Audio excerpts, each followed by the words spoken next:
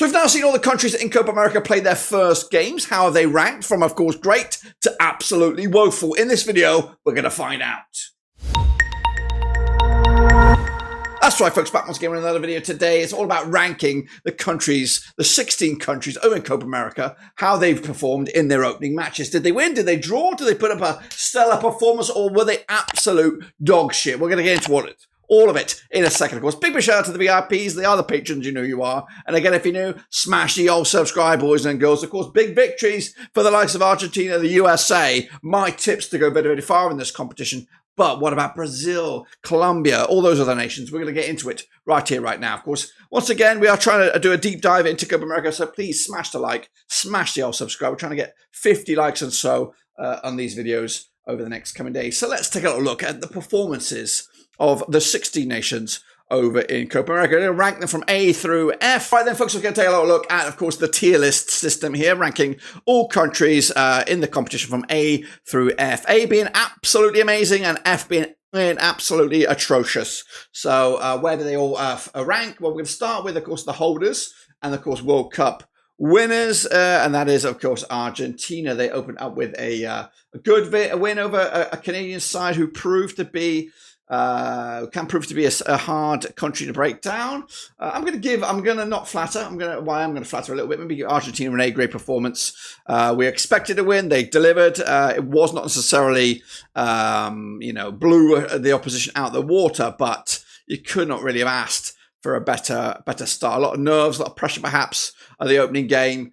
Canada proved to be stiff opposition. But ultimately, Argentina got the done. We got the 3 points and already look good in this group. What about their opposition, though? Canada. Now, Canada coming in here with limited expectations here. New manager Jesse Marsch. Ultimately, I think they, in all honesty, all the nations besides Argentina are expected to scramble to get points in this game, and I think Canada held themselves well against an Argentinian World Cup winners at the moment. Again, Jesse Marsch pretty much fresh to the setup in Canada, and they did have a bit of a rough build-up with a 4-0 loss to the Dutch. But they did pick up a 0-0 draw against the French. But ultimately, I'm going to give, despite the defeat, I'm going to give Canada a C grade. It could have been a 4-0, could have been a 5-0, but coming out of it with 2-0 is not a bad scoreline on the grand scheme of things. Now, if they were to pick up points against Chile and Peru, then maybe the goal difference will be massive. And they did themselves no harm by conceding just the 2 goals. So I think Canada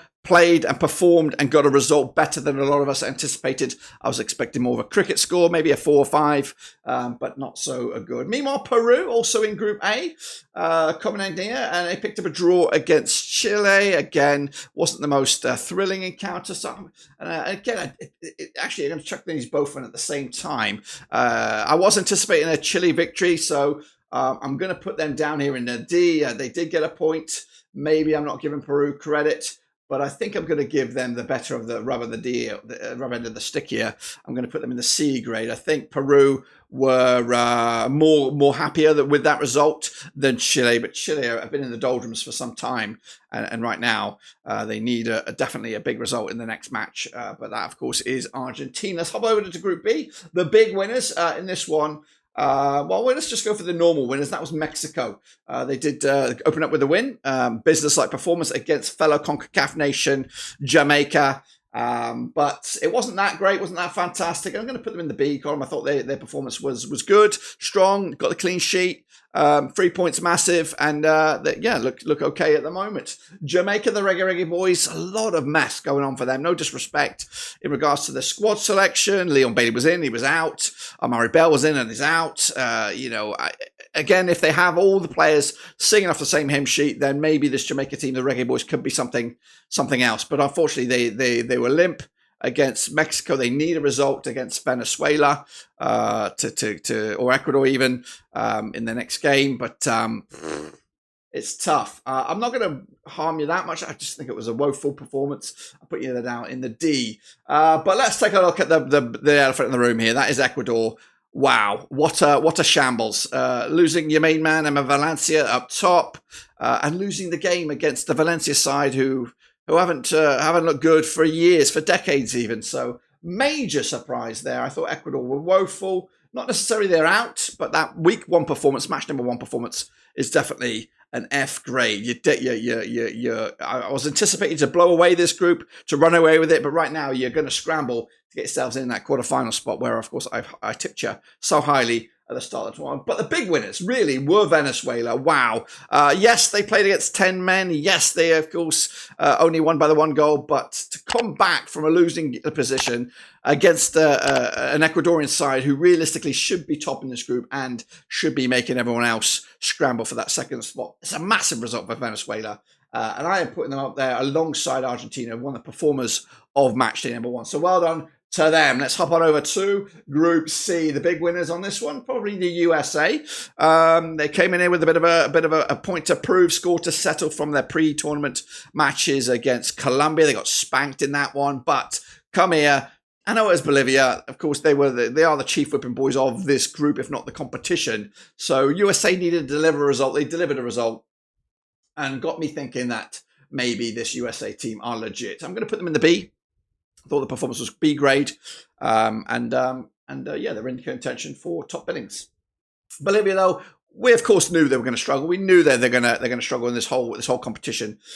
Was I surprised? No, but I thought maybe a little bit more fight. I'm going to put them in the D alongside Jamaica and Chile for their performance in the opening game. Not great.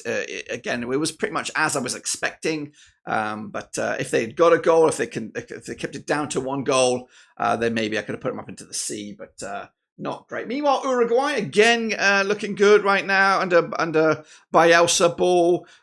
Good win over a Panama side. It could be problematic.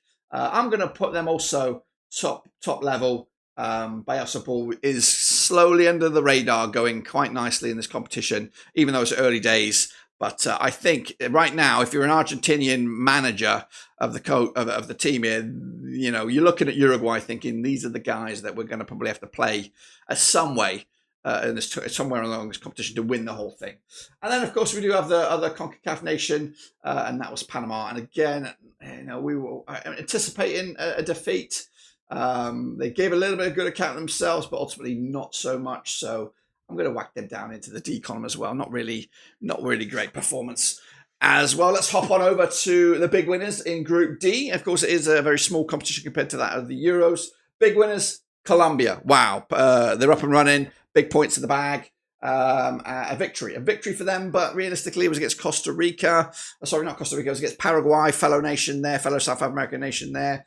A B grade performance for them. I think Paraguay have been in the doldrums, kind of similar to that of Venezuela and Bolivia for many years. They've been the guys could be to avoid the wooden spoon in World Cup qualifications and in competitions such as this. So I think it was expected that Colombia would win, and of course they got the win. Could have been a bit more emphatically, to be fair. So, as for Paraguay, they did give a good account of themselves. They got a goal.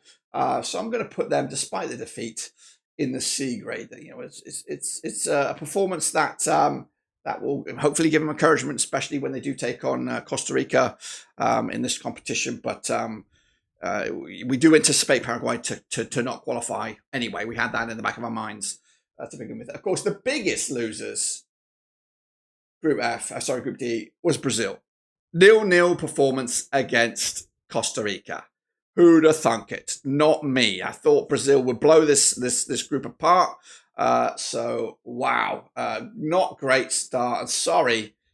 You got to go down there for that. And there was the subpar. Ronaldinho was criticised for his comments about the Brazilian national team before the competition. This just adds fuel to the flames right now. Not great for Brazil. Not great for the watching world. Of course, we all expect Brazil to be there or thereabouts in this competition. But right now, they need a result in the next game, and fast. So if Brazil's performance was an F, what is that performance for Costa Rica? I'm going to give them top praise here. I think they're going to be up there above Colombia. I think their performance up against Brazil was better than Colombia's victory over Paraguay, and put them in top bins alongside Argentina, Venezuela, and Uruguay for basically the winners of the week. They were fantastic. They got the job done. They got a point in the bag. Now it's all about getting 4 points, maybe even 5 points realistically, to secure your spot in the quarterfinal stages. Can they do it at the expense of Brazil? Probably not. But of course, it could be a massive stepping stone in the end. Do you agree or disagree with my performances of the week for match number 1 over in the Copa America. Let me know your thoughts and opinions about this. We'll do it again for match number 2 whenever that concludes later on in the week. But so far, so good for Argentina and Uruguay. But of course, the rest of the chasing pack got it all to do in match number 2. We'll be back later on. Until then, subscribe, smash the like. See you later. But until then, we are done.